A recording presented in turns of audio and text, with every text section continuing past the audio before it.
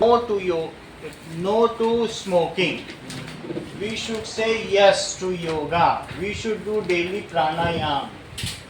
We should take nutritious food, healthy diet. यही सब करना चाहिए. We should maintain internal, external and surrounding hygiene. हमें कैसा होना चाहिए? सब कुछ हाइजीन मेंटेन करना चाहिए.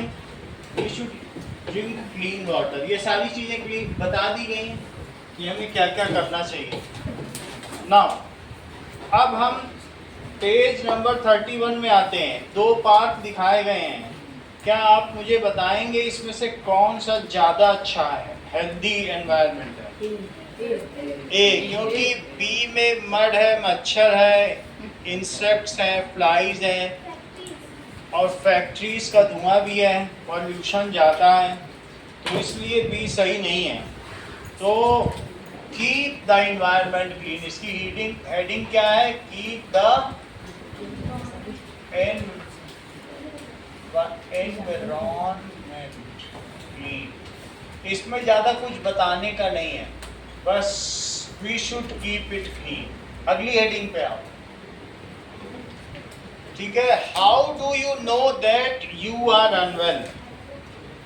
How do you know that you are unwell? अगर मान लीजिए हमारे रेस्पिरेटरी ट्रैक में आयुष राज इन्फ्लुएंजा वायरस चला जाए तो क्या होगा? आरव राज, हाँ बोलो. इसका मतलब है कि हमारा म्यूकस मेल्ट हो जाएगा और वो इतना तेजी से स्नीज करके उसे बाहर फेंकने की कोशिश करेगा. कहेगा वायरस से तुम बाहर जाओ. इतनी स्नीजिंग होगी, इतनी स्नीजिंग होगी.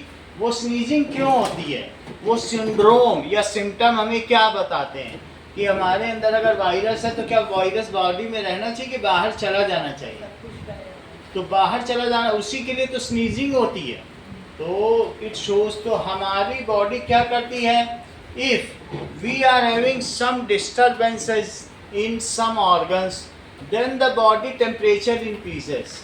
क्यों इंक्रीज कर जाता है अनन्या? सर फिर भी फीवर होता है जिसकी वजह से जो हमारे अंदर वायरस होता है वो मर जाता है. That is inadequate temperature to the virus. अगर हमारी बॉडी का टेम्परेचर बढ़ जाएगा तो क्या पैथोजन सर्वाइव कर पाएगा? नहीं. कभी तुम्हारे बॉडी में कहीं कट लगता है तो वहाँ से पस क्यों निकलता है?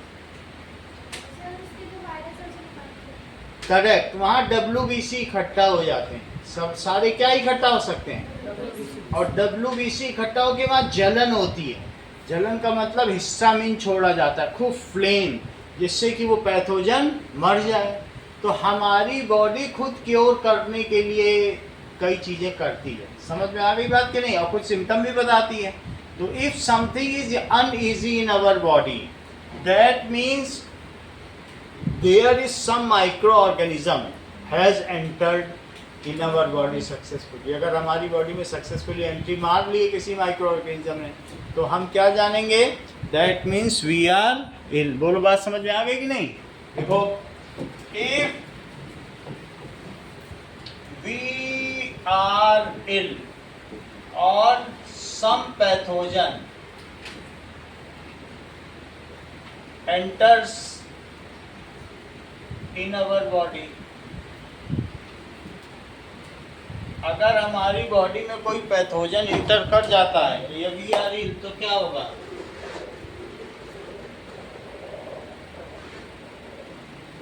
बताओ. If we are ill or some pathogen enters, then our body gives some sign. क्या क्या साइन हो सकते हैं? लाइक डिजीनेस, सुस्ती आ जाएगी, हम स्मार्टली काम नहीं कर पाएंगे, टायर्डनेस भी हो सकती है, या क्या होगा? फीवर हो सकता है, या स्किन में रैशेज हो सकते हैं. रैशेज देखा है ना? खुजली मस्ती है. सो इन our body then our body shows some sign. Sign का मतलब सिम्पटम, सिम्पटम का मतलब सिंड्रोम, का मतलब लक्षण। इसमें जो तुम्हें सरल लगे वो लिख लो। तो हमारी बॉडी कुछ लक्षण शो करती है, ठीक है। It shows some sign. क्या क्या साइन हो सकती है? हो सकता है कि किसी पोर्शन में स्वेलिंग हो जाए, ऐसा भी हो सकता है। डिजीनेस, सुस्ती आ जाए, लेजीनेस, टायर्डनेस, ये सब हो सकती। वीकनेस, एग्जाम्पल डिजीनेस, सुस्ती। टायर्डनेस, और इसके अलावा कमजोरी भी हो सकती है, वीकनेस या फीवर, हाई ब्लड प्रेशर, या हो सकता है कि अगर फंगल इन्फेक्शन हो, कोई फंगी, किसी किसी के क्या हो सकता है, इचिंग होने लगती है, ऐसे रेड रेड नहीं हो जाता है, रैश हो जाता है, तो रैशेस भी हो सकते हैं, स्नीजिंग भी हो सकती है, स्वेलिंग भी हो सकती है।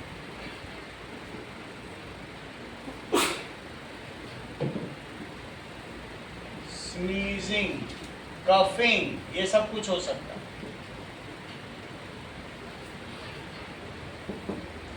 So doctor recognizes these symptoms and can find the particular disease. उसी सिम्टम के आधार पर पूछेगा, तुम्हें रात को नींद आती है, सुस्ती होती है, क्या होता है, ये होता है, उससे पकड़ लेगा disease. On the basis of symptom, लक्षणों के आधार पर डॉक्टर, ठीक है, डिटेक्ट्स या कैचेस द डिसीज। अब जब डिसीज मिल गई, देन ही स्टार्ट्स ट्रीटमेंट।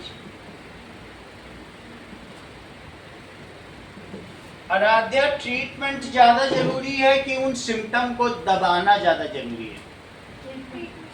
यानी मैं डॉक्टर से कहूँ मुझे यहाँ जलन हो रही है, कट है, इस जलन को कम करो, तो क्या वो कम करना ठीक है कि गलत हो जाएगा? पस इकट्ठा हुआ है, वहाँ जलन हो रही, पैथोजन को मारना है, और तुम कहो नहीं जलन खत्म कर दो, ठंडा कर दो, पैथोजन जिंदा रहने दो। तो अगर हम सिम्टम या सिंड्रोम के उसके ऊपर जाएंगे कि आराम मिले, तो ऐसे में तो पैथोजन जिंदा रह जाएगा। बोलो बात सही कि नहीं? So doctor should, there are two types of doctor, जो पेशेंट को खुश करने के लिए क्या करते हैं, कहेंगे अच्छा ठीक है हम तुम्हारे सिम्टम को ही खत्म कर देते हैं, तो उनको पता ही नहीं चलेगा। कहेंगे अच्छा तुमको टायर्डनेस लग रही है, लो हम तुमको एक नशे का इंजेक्शन दे देते हैं, तुम घोड़े की तरह मजबूत हो जाओगे, चाहे बॉडी अंतिम मर ही जाए, लेकिन तुम घोड़े की तरह। बोले आज पूरी रात काम किया, 6 चाय पी, अरे थके थे तो तुम्हारी बॉडी ने थकान महसूस कराई, तुमने कहा, बॉडी से कहा नो और काम करो, और काम करो, चाय पीते गए तो तुमने एक नशा दे दिया उसको, कॉफी पी, चाय पी या और कुछ पिया, लेकिन क्या ये ठीक था तुम्हारी बॉडी के लिए? तुमने सिम्टम को ही मार दिया। So in this case the body one day will not give symptom, वो छोड़ देगी, कहेगी सिम्टम तो ये तो हमें ही नुकसान पहुंचा रहा। इस तरीके say that is treatment based होना चाहिए। अगले पेज पे आओ। Disease, what are the causes and types?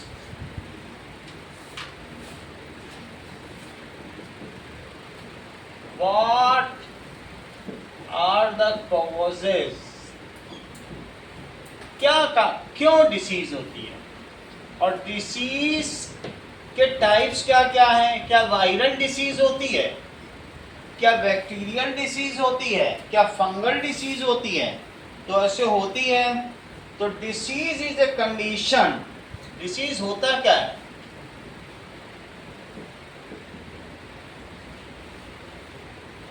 In which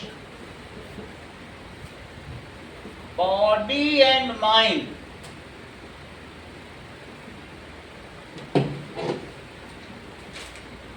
does not work,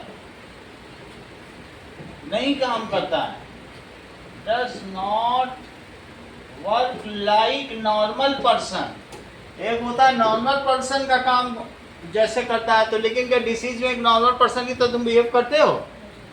तो does not work like normal condition, इसी को डिसीज कहते हैं। And it is needed to be treated in this either one organ. हमारी आंख खराब हो जाएगी, आंख में से पानी बह रहा है, रेडनेस आ गई, तो आंख भी तो एक ऑर्गन है। या डाइजेस्टिव ट्रैक्ट में लीवर में सूजन हो गई, स्वेलिंग हो गई, या हमारे डाइजेस्टिव ट्रैक्ट में स्टमक में ही बहुत दर्द हो रहा है, कुछ ना कुछ होने लगा, लंग्स में दर्द होने लग गया, या स्नीजिंग आ गई, कोई ना कोई ऑर्गन, आइदर वन ऑर्गन शौर्य और ऑर्गन सिस्टम, पूरा ऑर्गन सिस्टम ही खराब हो जाएगा। वोमिटिंग ही हो रही है, लूज मोशन हो रहा है, ठीक है, डज नॉट फंक्शन प्रॉपरली, तो वो काम नहीं करता है, डज नॉट फंक्शन प्रॉपरली, ठीक है। It is needed to be treated. Priyanshu, क्या उसे ऐसे छोड़ा जा सकता है? अगर हम नॉर्मल कंडीशन में नहीं आएंगे तो क्या हम अपनी स्टडी या पापा अपनी ड्यूटी जा पाएंगे या मम्मी अपना काम कर पाएंगी? तो उसे अगर तुम ट्रीट नहीं करोगे, ऐसे छोड़ दोगी, if it is not treated then it will harm the complete organism, तो उनको ये जान ले लेगा, होता है कि नहीं? So it is needed to be treated, needed to be treated. Treatment कई तरीके का होता है, by medicine, by rest. Medicine से ही नहीं ट्रीटमेंट होता है, तुम्हें आराम भी करना पड़ेगा, बेड रेस्ट भी डॉक्टर बोलता है। जब रेस्ट लेते हो, कई घंटे सोते हो, तो बॉडी जल्दी रिकवर करती है। और तुम सोचो काम करते रहे, मेडिसिन खाते रहे, तो क्या रिकवरी होगी? बाय ट्रीटमेंट में क्या क्या चीज़ होगी? छुट्टी लेनी पड़ती स्कूल की, medicine, by rest and by taking nutritious diet. खाना भी सही खाना पड़ेगा, balance diet, by taking balance diet. 3 काम करना पड़ेगा शौर्य।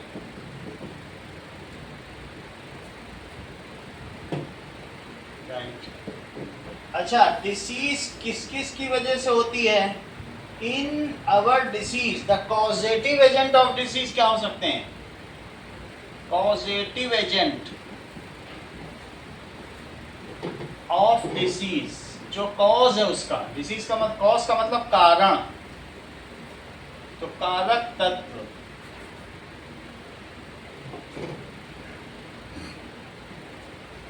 और वायरस हो सकते हैं। वायरस से अगर डिसीज हुई है, अगर वायरल फीवर हुआ है, तो आराध्या क्या करोगी? डॉक्टर के पास जाओगी तो डॉक्टर क्या बोलेगा? करेक्ट, तुमने तुरंत बोल दिया। डॉक्टर कहेगा ये वायरल फीवर है, इसकी कोई मेडिसिन नहीं होती है, और जाओ रेस्ट करो, 4 दिन में बॉडी खुद ही रिकवर करेगा। हुआ होगा, नहीं तो ये ऐसे कैसे बता? वायरल फीवर है तो डॉक्टर कहेगा वायरल फीवर, जाओ रेस्ट करो, अपने आप बॉडी पर। वायरस की कोई दवाई नहीं होती, ठीक है। और वायरस सिर्फ एक न्यूक्लियस है, इसके ऊपर कुछ सेल या साइटोप्लाज्म नहीं होता है, ये सिर्फ ये वायरस, जैसे कोरोना वायरस। वैक्सीन होती है उनके लिए जिनको नहीं हुआ, उनको ना हो गया तो उसके लिए तब थोड़े वैक्सीन काम करेंगे। वो तो कोरोना ही डाल देते हैं तुम्हारे में, जिसको पहले से कोरोना कर आओ कोरोना डाल देगा। It is preparing in advance the body to fight with corona virus. और किसी को रखा है, तुम 1 चम्मच और डाल दो उसे, न मरता हो कल तो आज ही मर जाओ, तुम बर्बाद हो गए उसको, है ना। वायरस से वैक्सीन में तो वही चीज ही डाली जाती है। सर, हाँ, फिर स्नेक पॉइजन का क्या? वो जब धीरे धीरे देखेंगे, पहले ये देखें वायरस है, बैक्टीरिया, और कई लोग तो चूहा मार दवा ही खा देते स्नेक पॉइजन पे।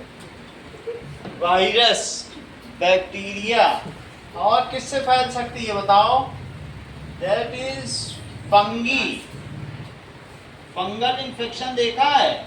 किसी किसी के रेड रेड यहाँ हो जाता है गले में, पूरा ऐसे ऐसे खुजलाता रहेगा, लाल लाल नहीं हो जाता, दांत खाज खुजली, तो ऐसा हो जाएगा। उसे बीटेक्स मलहम लगाएगा, पूरे हाथ में फंगल इन्फेक्शन हो जाएगा। हो नहीं जाता किसी को? हैं? हाँ, तो वो बीटेक्स से कुछ लगाएगा, रिंग वॉर्म, वो उसके लिए सर दवाई थी घर में। तो वो चीज़ होती फंगल इन्फेक्शन, स्किन को खराब कर देगा, मॉइस्चर की वजह से हो जाता है, फंगी की वजह से हो जाता है। और दूसरा क्या होता है? वॉर्म्स। वॉर्म्स का मतलब है कि पूरी उसके बॉडी में कीड़े हो जाएंगे, और वो क्या होगा? दैट इज इस तरीके से, लाइक ये देखो,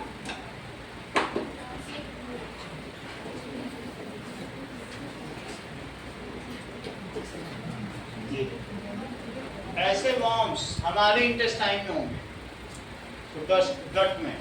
कभी कभी उसको गट का ऑपरेशन करना पड़ेगा, तो आधा किलो निकलते हैं मैगी टाइप, और अगर गाय का करोगे तो 30 किलो निकलेगा।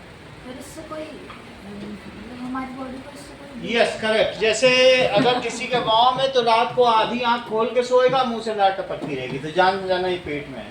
और इसके लिए हर 3 महीने में स्कूल में तुमको एल्बेंडाजोल दी जाती है कि जिससे वॉर्म ना हो। बोलो बात समझ में आ गई कि नहीं? तो इसी वॉर्म से, क्योंकि हम जो खाना खाते हैं उसमें इसके एग्स पहुंच जाते हैं, इसकी लार्वा, और उस वॉर्म को ट्रीट किया जाता है। तो जरा देखिए, सर इस वॉर्म की वजह से हमें नुकसान क्या है? नुकसान कुछ नहीं है, धीरे धीरे तुम्हारी आंतों को खा जाएगा, खाना नहीं दोगे, कहोगे अरे पेट में दर्द हो रहा है, वो आंत खा रहा है तुम्हारी इंटेस्टाइन। तुमको क्या नुकसान हो? तुम्हारी आंतों को नुकसान पहुंचाएगा।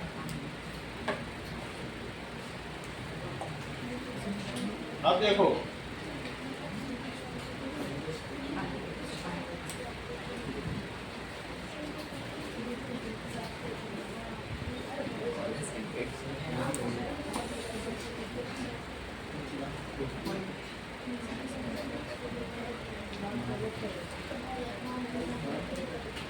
नाउ सी, साफ पानी मिलेगा। removing worms from gut of animal. Removing worms from gut of animal. अब देखो कि ये एनिमल के गट से ये वॉर्म निकाल रहे हैं, ये कितने सारे मैगी निकल रहे हैं, ये देखो, देख रहे हो? ऐसे हम लोगों के भी निकलते हैं Maggi.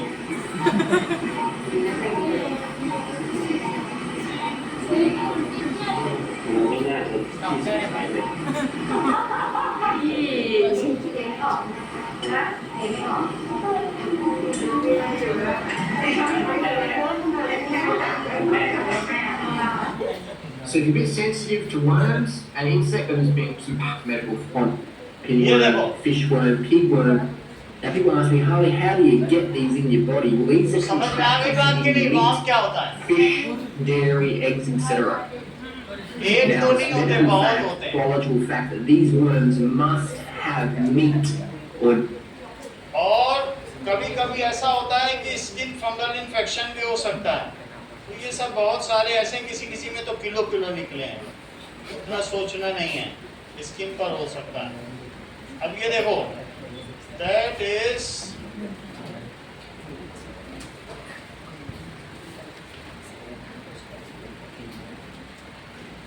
Fungal infection on skin. तो ऐसा भी हो जाता है कि स्किन पर कभी कभी रैशेज हो जाते हैं इस तरीके से। तो किसी के देखा है ऐसा रैशेज? ये चीजें फंगल इन्फेक्शन हो जाएगा। सही है कि नहीं? इन्फ्लुएंजा तो तुमको बता दिया, छींक होती है, कोल्ड एंड कफ होता है। फंगल का बता दिया, वॉर्म का बता दिया, और कई बार बैक्टीरिया की वजह से हो सकता है। जगह जगह बैक्टीरिया है, गंदगी की वजह से, तो हम देखेंगे बैक्टीरिया की वजह से क्या है। और कई बार प्रोटोजोआ की वजह से होती है। अमीबा पैरामीशियम देखा है? गंदे पानी में क्या पाया जाता है? ये देखो, गंदे पानी में अमीबा पाया जाता है। हमने दिखाया डिब्बी में आप लोगों की नहीं अमीबा दिखाया, तो दिखा देंगे। पहले वो लोगों को दिखाया। ये that is amoeba taking nutrition. तो Amoeba ये taking देखो। nutrition. दोस्तों स्क्रीन पर जो अजीब चीज दिख रहा है वो है अमीबा। टेढ़ा मेढ़ा वो अमीबा, छोटा वाला पैरामीशियम। एक कोशिकीय जीव यानी कि यूनिसेलुलर ऑर्गेनिज्म। पैरामीशियम अमीबा का भोजन होता है। जब भी अमीबा का सेंसरी पार्टिकल्स अपने अगल बगल में भोजन को सेंस करता है तो अमीबा देखो, अपने घेर आकार को लिया इस तरह से बदल लेता है जैसे अब नाम इसे से खा हाथ जाएगा। निकल गया हो, जिसे सूडोपोडिया कहते हैं। और इसके मदद से भोजन को अब इसके बाद वो खा जाएगा। घेर लिया ना अमीबा ने पैरामीशियम को। तो मेरा कहने का मतलब है कि गंदे पानी में अमीबा, पैरामीशियम या और भी चीजें होती हैं, ये सब होता है। ये अमीबा है, ये तो स्पाइरोगाइरा है, पानी में एल्गे होता है, ये अमीबा है। ये देखो अमीबा देखा है, अब बहुत छोटा है, यूनिसेलुलर दिखाई थोड़े ना पड़ेगा। नहीं, इससे 2000 बच्चे स्पेसिमेन कर सकते हैं। अमीबा है ना, गंदे पानी में अमीबा पाया जाता है। इससे क्या होता है बोलो? हाँ, हिलाई है, इससे क्या होगा? ठीक है, ये देखो अमीबा है इसमें, ठीक है। वो दिखेगा नहीं, लेकिन अभी जैसा दिखाया था वही है। हाँ? नहीं, वो साइंटिस्ट है ना। अगर इसको तुम मोबाइल दोगे तो हैमर से तोड़ के उसको उसमें से देखेगा कि कैसे इसमें इलेक्ट्रोमैग्नेटिक वेव्स आती हैं। वो हर चीज करके देखता है। स्क्रू ड्राइवर से पहले खोलेगा नया मोबाइल। इससे पता चलता है कि कितनी क्वेस्ट है नॉलेज इसके अंदर। अगर मैं वॉर्म के बारे में बताऊंगा तो फंगी के बारे में पूछेगा, फंगी के बारे में बताऊंगा तो वॉर्म के बारे में। ये सब क्वेस्ट है। ये समझ में आ गई बात की नहीं? अब यहाँ देखो, ये सारे कॉजेटिव एजेंट हैं जिनसे हमें बीमारियां होती हैं। और इसके अलावा प्रोटोजोआ से भी। प्रोटोजोआ कौन कौन से होते हैं बोलो? प्रोटोजोआ दो चीजें होती हैं। जुआ का क्या मतलब होता है? एनिमल। एनिमल अगर यूनिसेल्युलर है और यह बहुत सारे सेल का, तो क्या कहेंगे? Multi cellular. यूनिसेल्युलर अगर जुआ, जू का मतलब समझते हो? जू कभी गए हो कि नहीं? तो जुआ, तो अगर एक सेल का है तो कहेंगे प्रोटोजुआ। और अगर बहुत सेल का है तो मेटाजुआ। बहुत सेल का हम लोग कौन है? मेटाजुआ में ह्यूमन आ जाएगा। और इसमें कौन आएगा? बताओ सॉरी। देखो अभी तुरंत बताया इन्होंने। अमीबा बताया कि नहीं? बोला ह्यूमन, क्योंकि बैक्टीरिया एनिमल में आता नहीं है। बैक्टीरिया तो वो प्रोकैरियोटिक है। तो ये कैसे इतना जानते हैं? घर में कोई बड़ा भाई होगा इंजीनियर। That is amoeba. ये ध्यान से सुन रहे हैं? पैरामीशियम। अगर इन सब से बीमारी होगी तो डायरिया होगा। डायरिया में क्या होगा? वॉमिटिंग, नौसिया, हेडेक और या डाइसेंट्री। डाइसेंट्री का क्या मतलब होता है? Loose motion. ये सब होगा। तो इन सब से क्या क्या बीमारियां होती हैं आप लोग पेज नंबर 61 पे, ये कौन से पेज पे देखें? यस। नाउ अब आगे की बात करो कि disease causing organisms are called pathogens. Disease causing organisms are called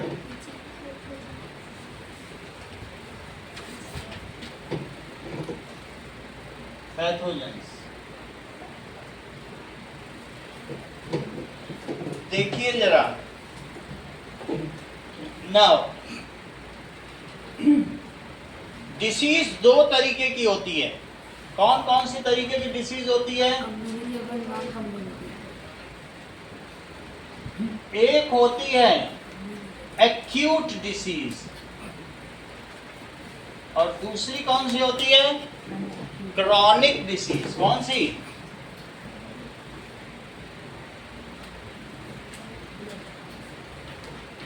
तो डिसीज एक्यूट भी हो सकती है और कौन सी हो सकती है? Chronic disease. चलो इसका मतलब समझो कि पेज नंबर 36 में लिखा हुआ है ग्रीन से क्रॉनिक डिसीज 36 में लिखा है। देखो acute disease, if disease remains for 3 to 4 days, 3 से 4 दिन रहे, लिखा मिला कि नहीं मिला? तो इफ एक्यूट डिसीज क्या? If disease persists, persists समझो आराध्या, persists का मतलब रहती है, for 3 to 4 days, it is called acute disease. अच्छा, इसका एक्सटेंट कैसा होता है बताओ? इसका it causes more pain to body. बुखार उखार आ जाए तो वो डिसीज में क्या होगा? This causes more suffering. और क्रॉनिक डिजीज, किसी को डायबिटीज है तो बताओ वो पूरी जिंदगी सफर करेगा कि पता भी नहीं चलेगा कि डायबिटीज है? पता ही नहीं चलेगा, किसी को पता चलेगा तो उसको उतनी सफरिंग नहीं होगी, लेकिन वो जिंदगी भर रहेगी डिसीज। किसी को कैंसर है तो कैंसर में वो उसको उतना पता नहीं चलेगा, और फीवर वीवर आ जाए कितना मुश्किल होती है, छींकी आ रही है, इन्फ्लुएंजा हो गया तो बहुत मुश्किल है, ये बहुत मुश्किल होगी, लेकिन बॉडी पूरी ताकत से लड़ती है और बाहर कर देगी उसको। और लेकिन क्रॉनिक है, बॉडी हार जाती है और वो डिसीज पूरी बॉडी को जिंदगी में खा जाती है। कैंसर अंत में तुमको मार डालेगा, डायबिटीज मार डालेगा। ऐसा हो सकता है कि नहीं लक्ष्मी? तो क्रॉनिक डिसीज कैसी हो सकती है? जानलेवा। क्या ये जो एक्यूट डिसीज है ये हमारे किसी ऑर्गन को हानि पहुंचाती है? नहीं। लेकिन क्रॉनिक डिसीज है, कभी किसी को जॉन्डिस हो गया तो वो हमारे लीवर को ले जाएगी। बचपन में अगर जॉन्डिस हो गया, जबकि लीवर हमारा 42 फंक्शन करता है, ये लीवर है ब्राउन कलर, ये सारे टॉक्सिन्स को हटाता है, वो भी लीवर है ब्राउन कलर। तो अगर समझ में आया कि नहीं, तो लीवर ही खराब हो जाता है, जॉन्डिस पूरा पीला पीला चेहरा, आंखें पीली, यूरिन पीली, तो ऐसे स्थिति में क्या होगा? जॉन्डिस हो गया किसी। तो this does not harm organs. क्या एक्यूट डिसीज, कभी सर्दी जुकाम हुआ है तो क्या वो हमारे लीवर किडनी ले जाएगा? So this does not damage our organ. और बोलो क्रॉनिक डिसीज क्या करेगी? It persist for long time.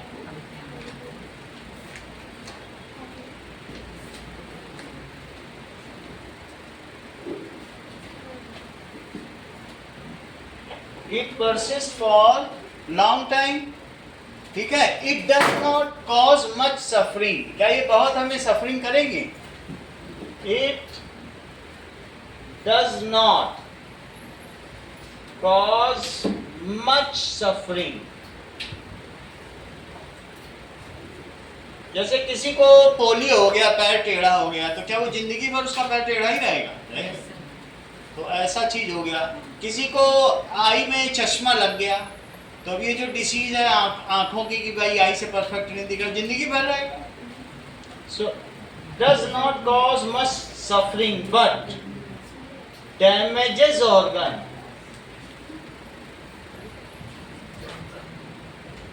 Example क्या है? डायबिटीज और कैंसर, ये सब है। जबकि इसका एग्जाम्पल क्या है? इन्फ्लुएंजा। इन्फ्लुएंजा का मतलब कफ एंड कोल्ड होता है, सही है। तो disease on the basis of duration बताया अनन्या, ठीक है। And on the basis of contact अब मैं बताने जा रहा हूं, ये ड्यूरेशन के बेसिस पर है कि कितने समय तक रही।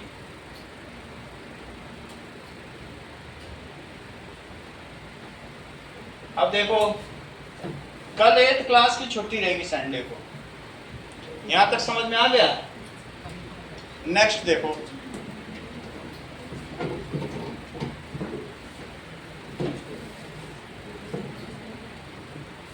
Disease on the basis of mode of spread, कैसे फैलती है उसके बेसिस पर। डिसीज ऑन बेसिस ऑफ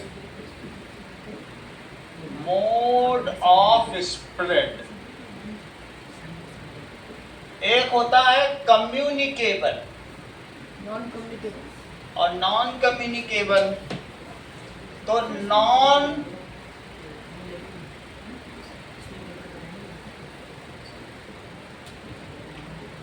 और एक है communicable disease.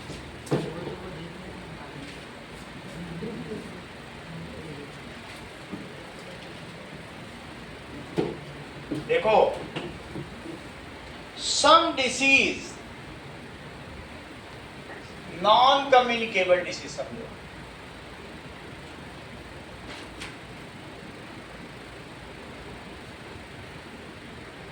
That is some disease like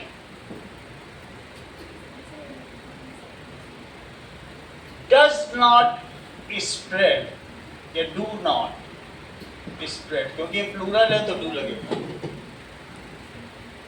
From one person to other,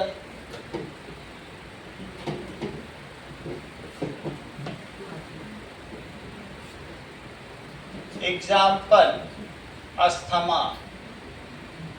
तो किसी को लंग इन्फेक्शन है तो बोलेगा अस्थमा ऐसे होता है, मैं वहां बाजार गया था, फिर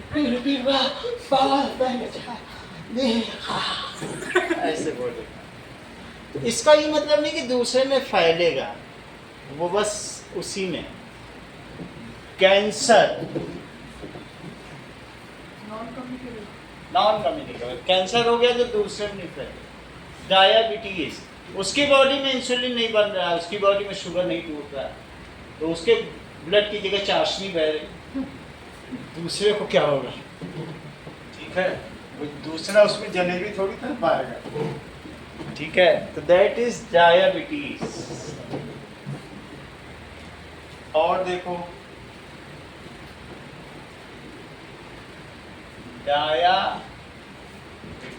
डायबिटीज का मतलब मधुमेह। कैंसर का मतलब कर्क रोग।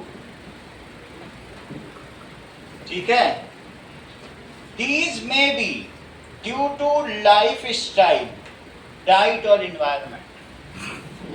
ये क्यों होती हैं? Due to idiopathic. इडियोपैथिक का मतलब समझते हो? इडियट का मतलब समझते हो? इडियट्स की लाइफ स्टाइल। पैथिक, पैथिक का मतलब रोगी, इडियट प्लस पैथिक। तो जो सही लाइफ स्टाइल नहीं करता कहेंगे अरे ये तो इडियट पैथिक है।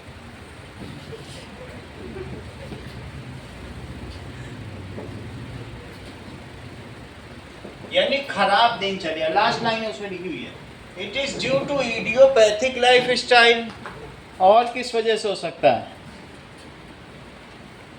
ठीक है, इडियोपैथिक का मतलब अरे 10 बजे तक सो रहा है, 12 बजे तक सो रहा है और रात को 1 बजे तक जग रहे हैं, तो ये कोई लाइफ स्टाइल है? मम्मी ने कहा जाओ पार्क में खेलाओ, अरे मम्मी कहाँ जाएंगे पार्क में, घास उगी है। इससे अच्छा तो लेट ले, बिस्तर रुई का है, मजा आ रही। इडियोपैथिक। रोटी दी जाए तो कर दो बर्गर खाने का मन, और 1-2 नहीं, पूरा का पूरा बर्गर खा रहे, पेड़ ही खा के बर्गर। इडियोपैथिक लाइफ स्टाइल यानी सही लाइफ स्टाइल नहीं, प्राणायाम नहीं कर रहे हैं, सही तरीके से हेल्दी पानी नहीं पी रहे हैं, ऐसे बैठे 1.5 घंटा बिना पानी पिए चले गए। इडियट नहीं है तो क्या है? ठीक है कि नहीं? और कुछ लोग अपना पानी तो पी ही लेते हैं, दूसरी की बोतल कभी चुरा के पी रहे हैं। तो that is idiopathic life style हो जाए, नॉन कम्युनिकेबल डाइट। ठीक है, और तीसरा और इन्वायरमेंट। सही डाइट नहीं ले रहे हैं, उसमें फैट है, कोलेस्ट्रॉल है, ट्राइग्लिसराइड है, तो ऐसे में क्या होगा, बीमार होगा। तो ऐसी बीमारी अगर है तो उससे आप हैंड शेक कर सकते हो, जिसको डायबिटीज है। ठीक है, मुझको 15 साल से डायबिटीज है, लेकिन उससे कुछ फर्क पड़ रहा है, बस मुझे चीनी की चीज खानी नहीं है, इतना मुझे मालूम। मीठी चीज अगर हम खाएंगे तो चक्कर आने लगे, तो मुझे ये मालूम है। इसके अलावा जी रहे हैं ठीक से, चाय में शुगर नहीं लेंगे, सही है। 40 के बाद हमारे इंडिया में 40% लोगों को डायबिटीज, 40 के बाद 40%। सबसे ज़्यादा जो बिकने वाली दवा है रेनिटिडाइड, ये डायबिटीज़ की दवा है, भारत में ही सबसे ज़्यादा, क्योंकि भारत में सबसे ज़्यादा तेल खाया जाता है। अगर ऑयल ज़्यादा खाएंगे तो डायबिटीज़ हो जाता है, इंसुलिन बनना बंद हो जाता है। इंसुलिन हमने दिखाया था ना, इस समय के पीछे कहाँ बनता है, पैंक्रियाज में, नहीं दिखाया? दिखाया तो था उस दिन, हो सकता है दृष्टि आई ना। पैंक्रियाज है, अग्नाशय, क्या चीज है? ये स्टमक है, स्टमक के पीछे ये जो येलो कलर का है, इसी में इंसुलिन बनता है। तो कुछ लोग जिसको डायबिटीज होता है ऐसे ऐसे करते हैं, तो उनका पैंक्रियाज में से इंसुलिन निकलता है। और कुछ लोग इंसुलिन का इंजेक्शन लगाते हैं। समझ में आई बात की नहीं? ओके, ठीक है। अब देखो, नाउ कहने का मतलब है कम्युनिकेबल डिसीज किस तरीके से फैल सकती है। सर टच में एयर से कर रहे हैं कुछ। अब जरा देखो, दैट इज कम्युनिकेबल।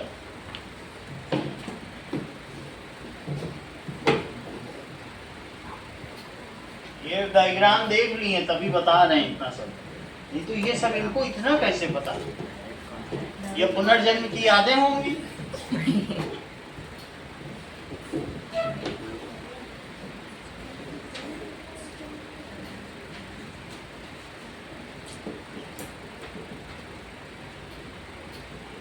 ये देखो, that is disease which spread from one person to other, which is spread from one person to other। किसकी वजह से? जरा चित्र देखो, आइदर बाई डायरेक्ट कांटेक्ट लिखा है चित्र में, डायरेक्ट कांटेक्ट।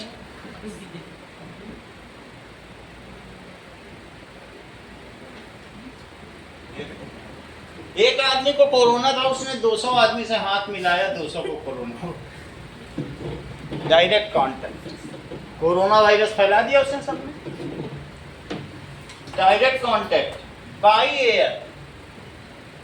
अगर तुम स्नीज करो, रविंद्र बुलाए हर्षित को, हर्षित इधर आना, सामने आते छींक बोले फैला दिया इन्फ्लुएंजा।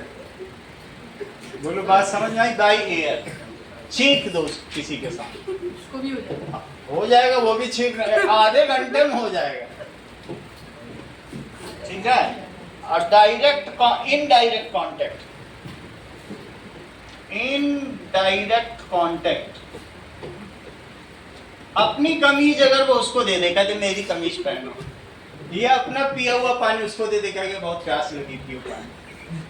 देखो थर्ड डायग्राम बना हुआ है, तो दैट इज इनडायरेक्ट कांटेक्ट। चौथी चीज, कह लो मेरी मैगी बची हुई है, खा लो।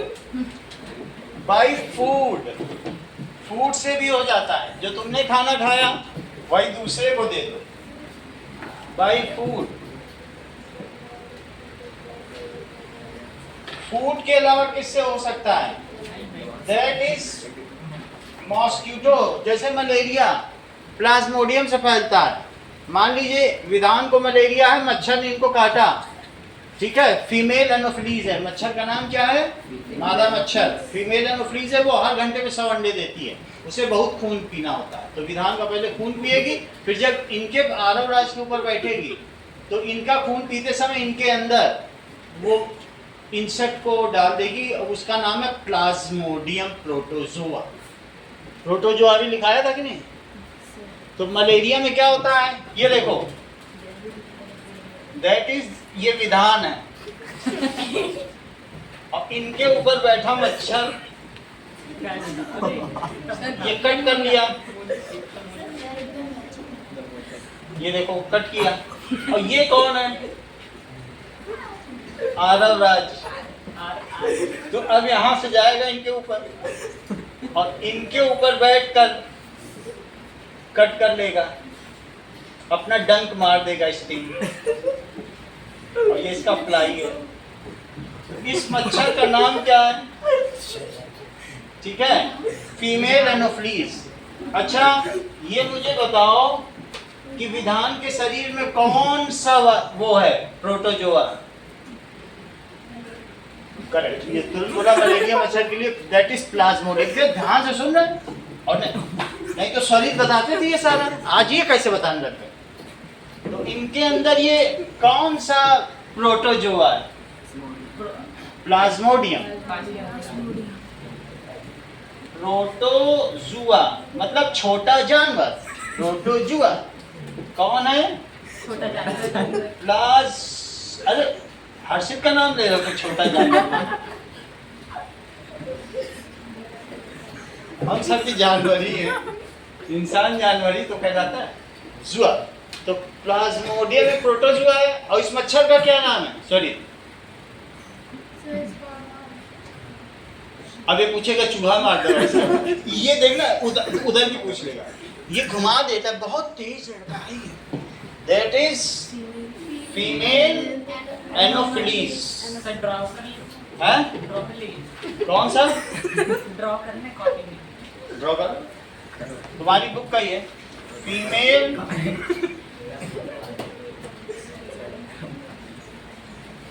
फिलीज, यानी मादा मच्छर। मच्छर का नाम है, ठीक है। फीमेल डेंगू से डेंगू होता है, और फीमेल एनोफिलीज से एनोफिलीज होता है। और इसको कौन सी बीमारी विधान को, मलेरिया। दिन में इसको बॉडी टेम्परेचर बढ़ जाता है और रात को ठंडक होने लगती है, चिलिंग। ऐसा 1 महीने से हो रहा है, इसको मलेरिया है। फिर भी रोज सड़क खोदता है, सही है। अब आरव राज के देखो, आरव राज के ऊपर ही मच्छर बैठ गया, और इनके अंदर धीरे धीरे इंजेक्ट कर रहा है। उसे इंजेक्ट नहीं करना था, लेकिन अब वो खून पीने के चक्कर में उसे तो हर 100 घंटे में 1 घंटे में 100 बच्चा देना है, तो ठीक है, प्रोटोजोआ। तो ये दैट इज फीमेल एनोफिलीज से फैलता है। तो ये कम्युनिकेट हो गया।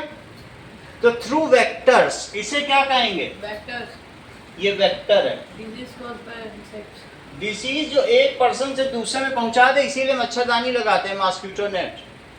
तो by food, by vector, check करो जरा, जो पहला वाला है वो विधान है, दूसरा आरव राज है। चेक करो, बुक में बना हुआ है, दोनों का चित्र बना है।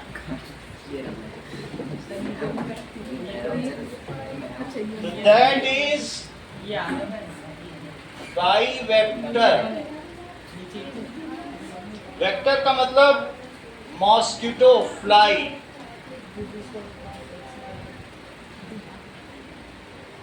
जो मक्खियां होती हैं वो कूड़े के ढेर पे बैठती हैं, फिर मिठाई के ऊपर बैठ जाती हैं, और फिर हम मिठाई खा लेते हैं, तो मिठाई के माध्यम से भी पहुंच जाती है। और दूसरा बाई एनिमल, रेबीज। अगर कुत्ता काट ले पागल तो क्या होगा,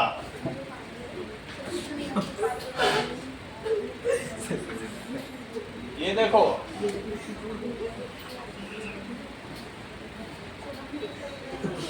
तो एक से दूसरे में हैंड कांटेक्ट से भी फैल रही, देखो जरा। तो अगर हाथ मिला लिया तुमने तो हैंड कांटेक्ट से फैल रही है। दूसरा किससे होती है? By air. तीसरा देखो, बाय कमीज।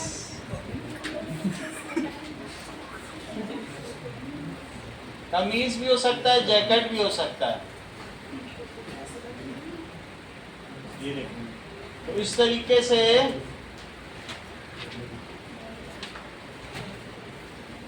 कमीज से फैल गई या पानी के ग्लास से फैल गई, शेयरिंग वाटर। चौथी चीज, बाय फूड। खाना खा लिया किसी का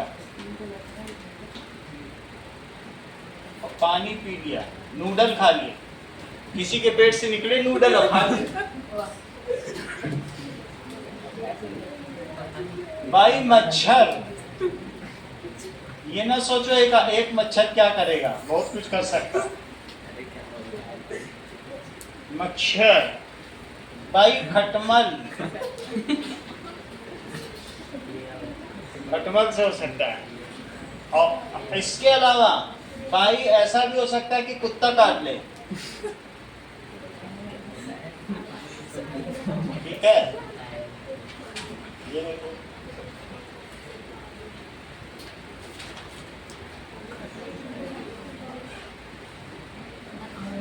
तो अगर एक कुत्ता काट लेगा तो क्या होगा? इसकी जीभ लपलपा देगी,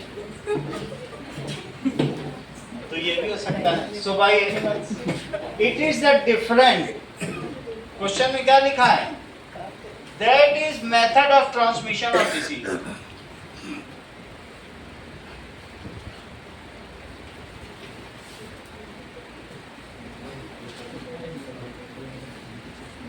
इतनी बात समझ में आ गई? However, what does it mean by vectors? That is, vectors are flies or mosquito which spread disease from diseased person to a healthy person. Vector का मतलब वो माध्यम का काम कर रहे हैं, एक जगह से दूसरी जगह फैलाने में।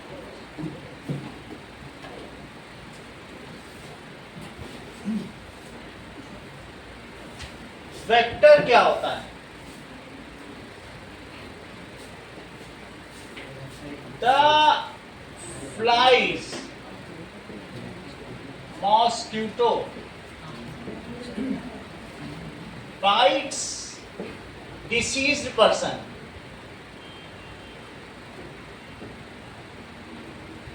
and pick up pathogen. उससे क्या ले लेते हैं?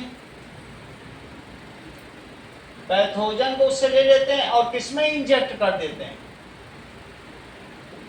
In body of Aarav Raj, healthy person. समझ में आया? Yes sir. एग्जाम्पल क्या है? एग्जाम्पल बताओ।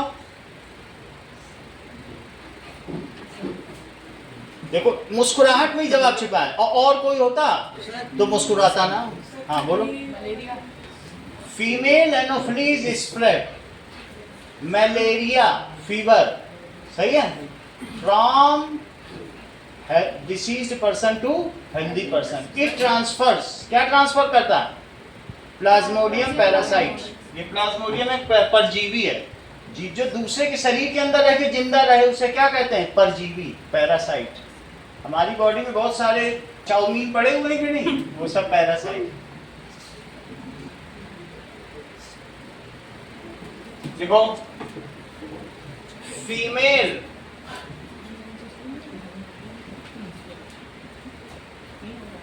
Anopheles, anopheles mosquito. लिख बहुत धीरे रही हो, फिर ऐसा हो जाता है तुम्हारा। कितना लिखी हो? हाँ? तो पेन ले लेती।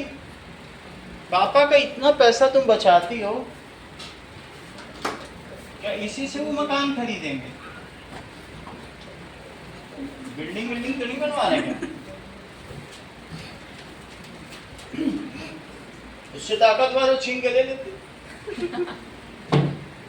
फीमेल एनोफिलीज मॉस्किटो ये क्या करती है, ठीक है, spread malaria from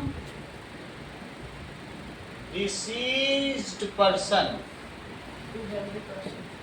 to healthy person,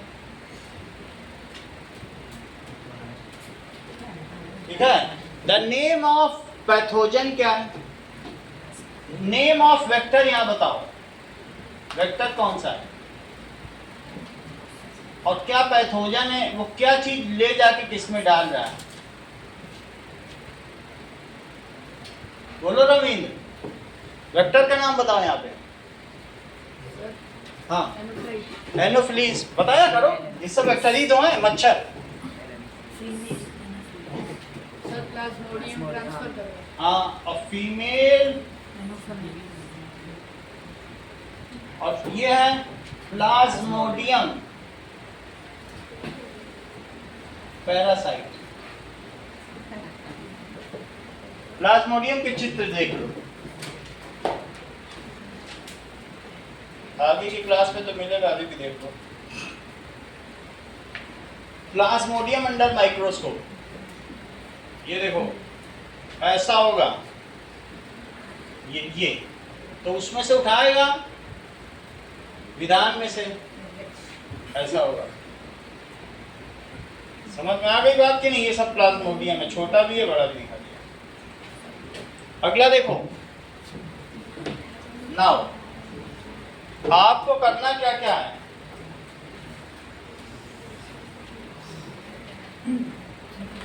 पहला question,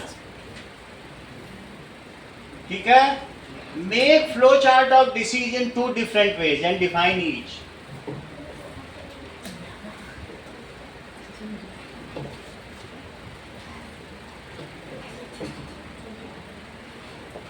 In 2 different ways.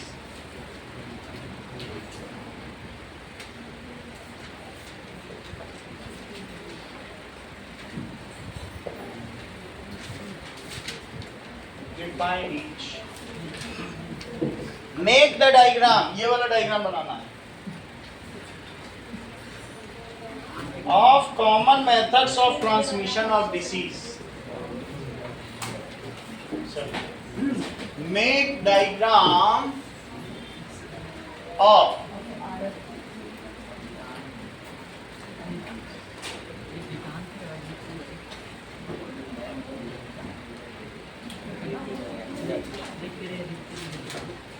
common method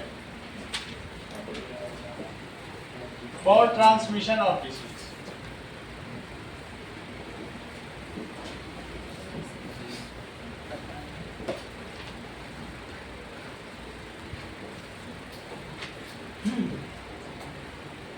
चलिए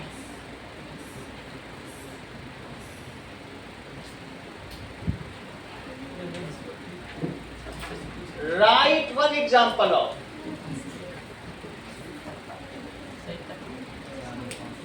chronic disease, acute disease,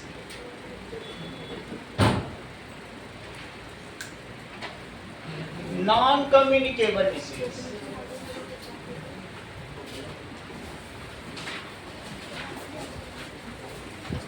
communicable